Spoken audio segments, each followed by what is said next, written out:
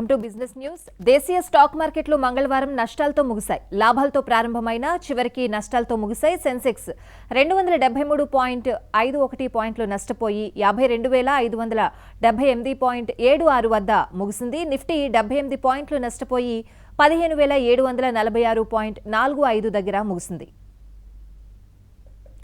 SBI Life, Bajaj Finserv, Hindalco, SBI, Tata Steel లాభాలతో ముగిసింది. మరోవైపు doctor Reddy's, Cipla, Axis Bank, Divi's lab, Adani ports నష్టాలతో ముగిశాయి. సెక్టోరియల్ ఇండెక్స్ పరిశీలిస్తే మెటల్, పిఎస్యు బ్యాంక్ మినహా అన్ని రంగాలు క్షీణించాయి. వీటిలో మీడియా, ఐటీ, ఫార్మా, ఆటో, బ్యాంకులు, ఫైనాన్స్ సర్వీసెస్, ప్రైవేట్ బ్యాంకులు, రియాలిటీ, ఎఫ్ఎంసీజీ ఉన్నాయి. సెన్సెక్స్ టాప్ 10 కంపెనీలలో 6 మార్కెట్ క్యాపిటలైజేషన్ గత వారం 76,640.54 కోట్లు తగ్గింది. ఇందులో హెచ్డిఎఫ్సి బ్యాంక్ ఎక్కువగా నష్టపోయింది. టాప్ 10 కంపెనీల జాబితాలో రిలయన్స్ ఇండస్ట్రీస్ మొదటి స్థానంలో ఉంది. తర్వాత TCS, HDFC bank, Infosys, Hindustan Unilever, ICICI bank, HDFC, SBI, Bajaj finance, Kotak Mahindra bank వరుసగా ఉన్నాయి. సో ఇక ఈ రోజు మార్కెట్స్ ఎలా ఉండబోతున్నాయో బిజినెస్ అనలిస్ట్ లావణ్య గారు మనతో పాటు లైవ్ లో జాయిన్ అవబోతున్నారు. సో లావణ్య గారు, గుడ్ మార్నింగ్ అండి. సో నిన్న కాస్త లాభాలతోనే ప్రారంభమైనప్పటికీ ఫైనల్లీ నష్టాలతో మార్కెట్స్ ముగించుకున్నాయి. మరి ఈ రోజు మార్కెట్స్ ఎలా ఉండబోతున్నాయి? మీ అనాలిసిస్ ఏంటండి? మీరు చెప్పినట్టు నిన్న మధ్యాహ్నం నుంచి మార్కెట్స్ పడడం మొదలయ్యాయండి. నిఫ్టీ బ్యాంక్ కూడా దిగజారుతూ వచ్చింది. అయితే మార్కెట్ వాలటైల్ గానే ఉంది.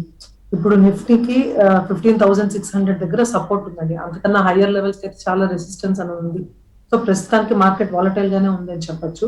అయితే ఏం జరిగిందంటే చాలా సెక్టర్స్ లో ఈ ఫస్ట్ క్వార్టర్ లో ప్రాఫిట్ బుకింగ్ జరిగింది. ఎస్పెషల్లీ ఫార్మా స్టాక్స్ ఇవన్నీ కూడా బాగా ప్రాఫిట్ బుకింగ్ జరిగింది. ఇప్పుడు Q1 అయిపోయి అందరూ రిజల్ట్స్ ఇస్తున్నారు, వాళ్ళ అనుభవాలు చెప్తున్నారు.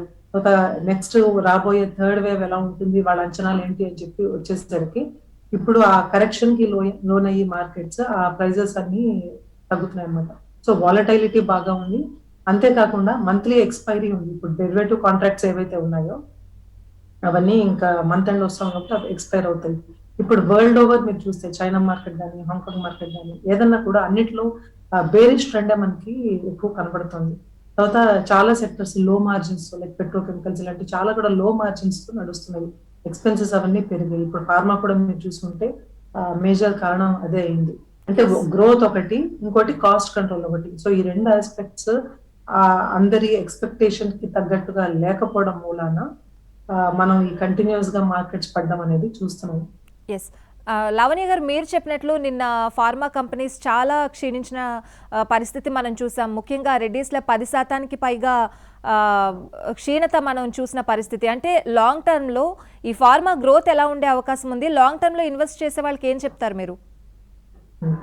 ఈ ఫార్మా కంపెనీస్ అన్ని ఎలా ఉంటాయంటే వాళ్ళు తయారు చేసే మందులకి 2 ఆప్షన్స్ ఉన్నాయన్నమాట. ఒకటి జెనరిక్స్, ఇంకొకటి పేటెంటెడ్ డ్రగ్స్. ఏవన్నా కూడా తయారు చేయవచ్చు.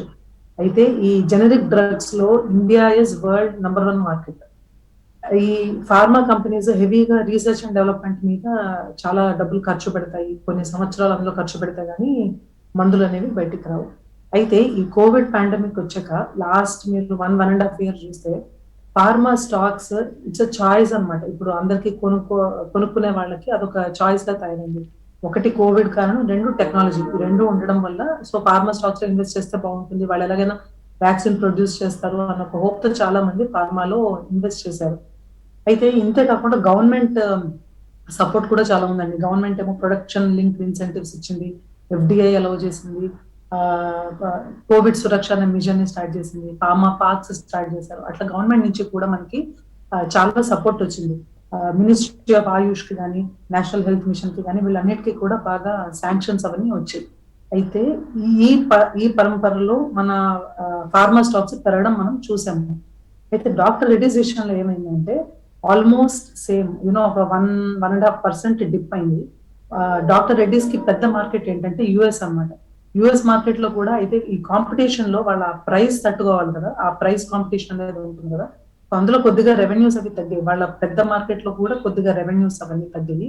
అయితే వాళ్ళంతట వాళ్ళే ఈ యాన్యువల్ రిపోర్ట్ లో వాళ్ళు ఏమని డిస్క్లోజ్ చేశారంటే ఇప్పుడు కొన్ని మార్కెట్స్ లో ఎక్సెసివ్ పేమెంట్స్ అవి జరిగాయి. ఇప్పుడు ఉక్రెయిన్ అటువంటి కంట్రీస్ లో కొన్ని ఎక్సెసివ్ పేమెంట్స్ అవి జరిగాయి కొంతమంది ప్రొఫెషనల్స్ కి. అది మేము ఇన్వెస్టిగేట్ చేస్తాం, ఎందుకు అలా జరిగిందో మేము చూస్తామని చెప్పి వాళ్ళంతటి వాళ్ళే డిస్క్లోజ్ చేయడం జరిగింది. అలాగే తర్వాత మన ఈ డాక్టర్ రెడ్డిస్ ఫార్మా దెబ్బతో మిగతా ఫార్మా కంపెనీస్ అన్ని కూడా కిందకు రావడం మొదలయ్యాయి అన్నమాట. ఇదొక పెద్ద మోర్ దెన్ 10% డిప్ కి ఇదొక పెద్ద కారణం అండి. అయితే కొన్ని ఇన్వెస్టిగేషన్స్ చేస్తామని చెప్పారు. ప్రైజింగ్ ప్రెషర్ మా ప్రోడక్ట్స్ మీద ఉందని వాళ్ళకి వాళ్ళే అక్నాలెడ్జ్ చేశారు. అది మాత్రం కరెక్ట్. ఇంత పెద్ద గ్లోబల్ కాంపిటీషన్ లో whole world is same platform కదా, ఇలాంటి గ్లోబల్ ప్లాట్ఫామ్ లో ప్రైజింగ్ ప్రెషర్ ఉంది మా ప్రోడక్ట్స్ మీద, అందుకు ఈ రెండు మెయిన్ కారణాలు అని చెప్పారు. అలాగే మీరు ఎలంబిక్ ఫార్మా చూస్తే ఎక్స్పెన్సెస్ బాగా పెరిగాయి. అది R&D ఎక్స్పెన్స్ కావచ్చు, ఎంప్లాయీ ఎక్స్పెన్స్ కావచ్చు, ఏదైనా సరే. సో రెవెన్యూ పెరిగినా కూడా ఎక్స్పెన్సెస్ కూడా పెరిగేసరికి నెట్ ప్రాఫిట్స్ తగ్గాయి.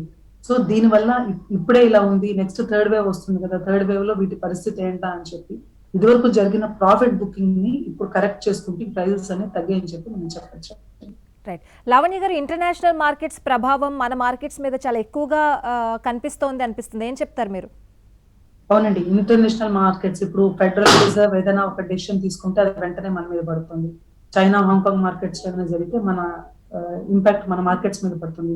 అలాగే మన రూపీ కూడా నిన్న కూడా లైట్ గా డిప్రిషియేట్ అదే అయింది.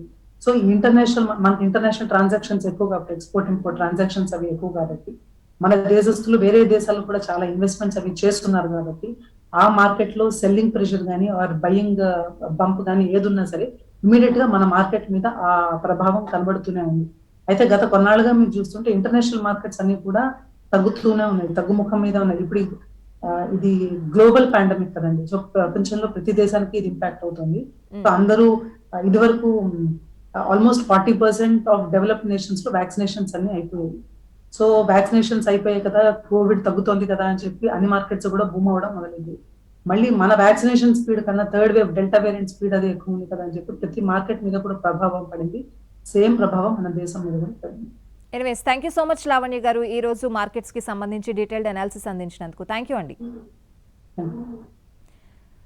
రైట్. ఇక డాక్టర్ రెడ్డీస్ ల్యాబొరేటరీస్ ఆన్లైన్ ఆరోగ్య సంరక్షణ సేవల్లోకి అడుగు పెడుతోంది. ఇందుకు డాక్టర్ రెడ్డీస్ అనుబంధ సంస్థ Svaas wellness, ICICI Lombard general insurance కంపెనీలు చేతులు కలిపాయి. డిజిటల్ హెల్త్ కేర్ సొల్యూషన్స్ ద్వారా outpatient health care, wellness విభాగాల్లో doctor consultation, pathology laboratories, diagnostic సేవలు, ఔషధాల విక్రయం, బీమా సేవలను అందిస్తోంది.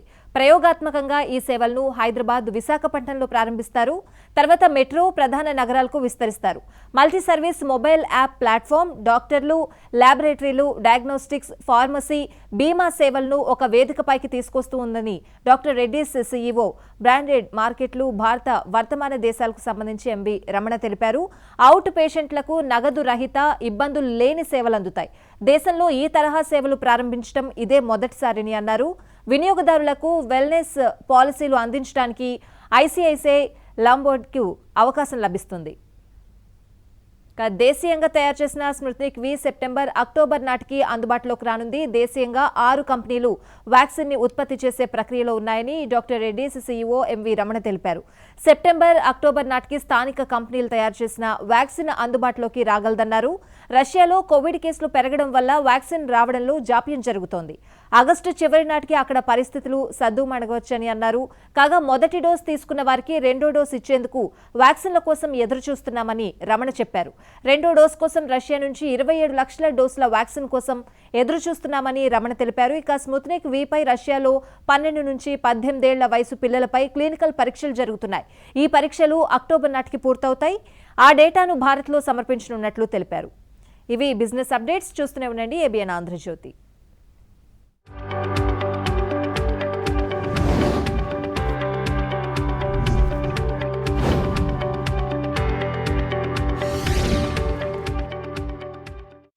Arul University,